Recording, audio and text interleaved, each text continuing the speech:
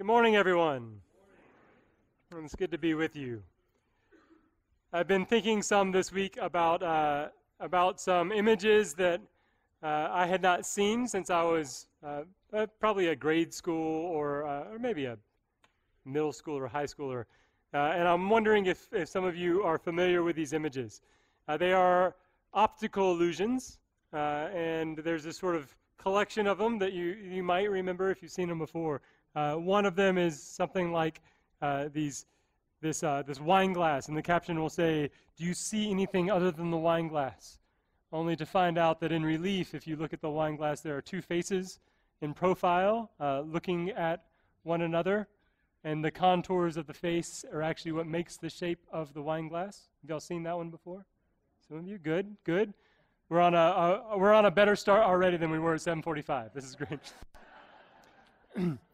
So there are a couple other ones, just in case you didn't recognize that one. There's the one of the frog that's sitting in the pond, and if you turn it just 90 degrees, you actually see a horse's head. There's another one that I still haven't quite figured out, and I'm pretty sure some of you might not have either, so I'm not going to feel so isolated. It's the one that shows up in a lot of psychology textbooks, though, of the rabbit, and that's all I ever see is the rabbit.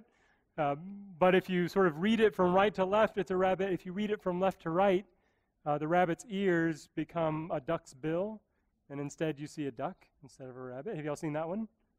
It's pretty fantastic, right? There's no duck. Just a rabbit. These are great. They are constant reminders, and so they sort of pop up every now and then, especially on social media, pop up as reminders that each one of us in so many ways either we see what we want to see, what we expect to see, or what we are maybe trained to see or programmed to see, or what it is suggested we see. So if the caption says, here's a picture of a duck, you are more likely to see the duck than the rabbit, right? Unless you really concentrate. If the picture says, here's a picture of a wine glass, you are less likely to see the two faces. You have to study it just a little bit harder to see the other thing. And again, some of those things are just built off of our expectation or our sort of the way that we tend to look at the world. There was a conference that I attended about a year ago where I saw this in play in a more serious way instead of just sort of anecdotes. There was a former emergency room doctor who was leading this little class, and he talked about the way he used to train some residents. Every year he would place in front of them an x-ray of a patient, and he would treat it very much like one of these and say, what do you see? And they would sit there and try to help with a diagnosis, and they would toss out idea after idea after idea. Maybe the lungs are shaded just a little bit wrong. Maybe there's a little bit of fluid there. Maybe this looks like there might be a growth on this bone. And he would let them flounder around for a little while before giving them the prompt. You're all looking for things that are there. You've been trained to do that. None of you are looking for something that might be absent. And with those words, he reported, with those words, his students would always kind of pop back into place and suddenly recognize that the entire left collarbone of this patient was missing. And so they could begin to see other things. But it was only after they were told that there was something absent, that their training had been to help them find something that was present, and they had to adjust their expectations when they looked at patients in the emergency room. All of us are like that. All of us have our expectations, and those expectations help to set what we do and what we do not see. It's that sort of set of expectations that colored what Nathanael saw as he was being called by Jesus. At first, his expectation was particularly low for anything that might come out of Nazareth. he says, I wish it were perhaps sarcastic or something, but I'm not sure we can give him that much credit. Can anything good come out of Nazareth? And Philip is gentle with him. Well, just come and see. Come and see. And surely he finds something quite good that has come out of Nazareth. But he had been trained by John the Baptist to look for a particular thing. And he did not see it immediately in Jesus. It takes Jesus letting Nathanael know that Jesus knew him before he begins to see who Jesus is. The story will have on the lips of Jesus the words, "I saw you under that fig tree." There's something at least a little bit shaded in the way that that comes out.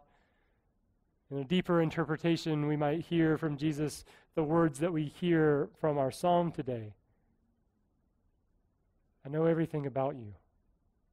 I was there when you were knit together in your mother's womb. I know that you are beautifully and wonderfully made. There are no secrets that you can hide from me. I know you. I know you, Nathanael. It is in that recognition that Nathanael is known that he begins to proclaim who Jesus is. You are the Messiah. You are the Son of God. You are the King. And he begins to follow. But Jesus stops him right off the bat and says, you'll see a whole lot more than just the recognition that I know who you are. You'll see even the heavens opened and angels descending and ascending on the Son of Man. He makes a clear reference back to the dream of Jacob. If you remember Jacob's ladder, Jacob falls asleep, and one particularly stressful night, falls asleep on a rock and has this vision of the heavens opened, the gate of heaven. And there are angels ascending and descending upon this ladder, this elevator between earth and heaven. Nathanael will see that Jesus is that ladder. That in Jesus, heaven and earth are connected, and that will be eternal and permanent, not just some ephemeral dream. But it will take time for Nathanael to see that. It will take training. It'll take what we call discipleship, that process that we go through in order to train our eyes to see more than what the world tries to teach us to see. That way in which we hear God's invitation to see the world differently and respond to it. Where the world will tell us that we live in scarcity, God tells us that God has come to us to bring life and bring it abundantly. But we have to train ourselves to see it that way. Where the world will tell us to look very carefully and suspiciously at the world around us and find those people who are strangers to us, who are aliens and foreigners, to find those people that we might call enemies and to hate them. Jesus will tell us that no one is a stranger. Everyone is a neighbor. And that we are to love our enemies, and that in doing so, our enemies cease to be enemies at all, and instead we recognize them as beloved children of God as well.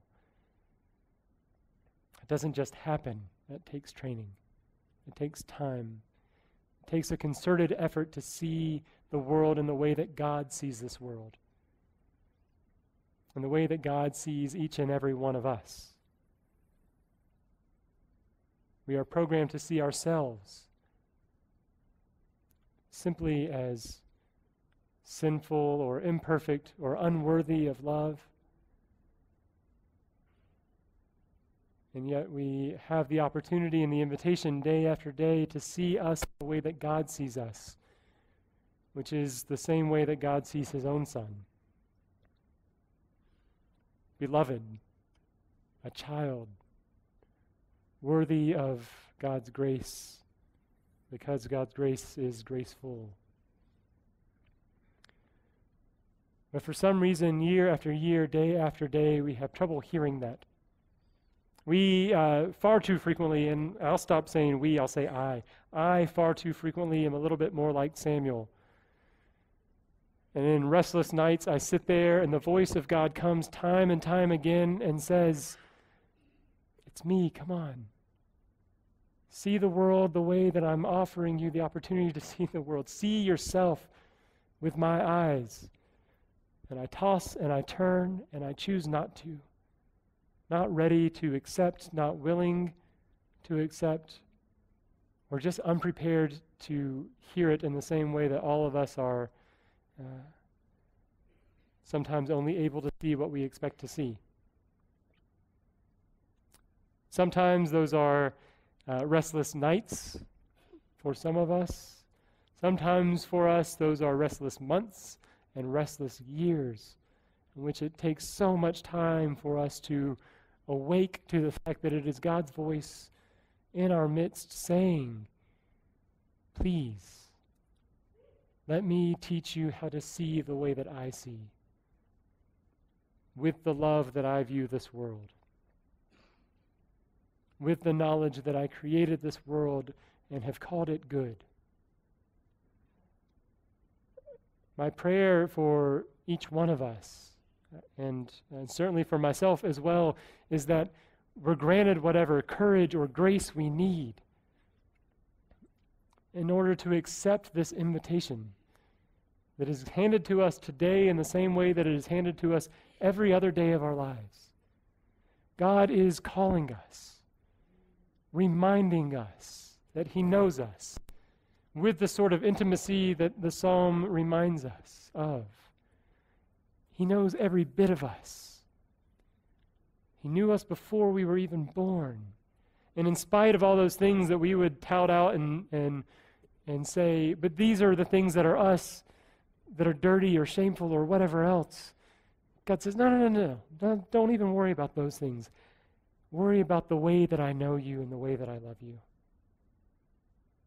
the way that I see you. Like Samuel and like Nathaniel and like every saint and every sinner before and afterwards, we stand here with God's invitation waiting, inviting us to see and to love more than we have been trained to expect. And we must choose for ourselves whether or not we will go about the business of this life in the same way that we have been trained to go about this business, trained to expect. Or will we allow ourselves to learn and see this world with God's grace? My prayer is that as we are granted this grace and this courage today and the next day and the day after, when God calls and invites us, we do more than just ignore it or wonder about it or go back to sleep. And instead, like Samuel, we awake finally to the voice of God and respond, yes, speak, Lord, for I am your servant. And today, perhaps finally, I am listening. In the name of the Father, and the Son, and the Holy Spirit.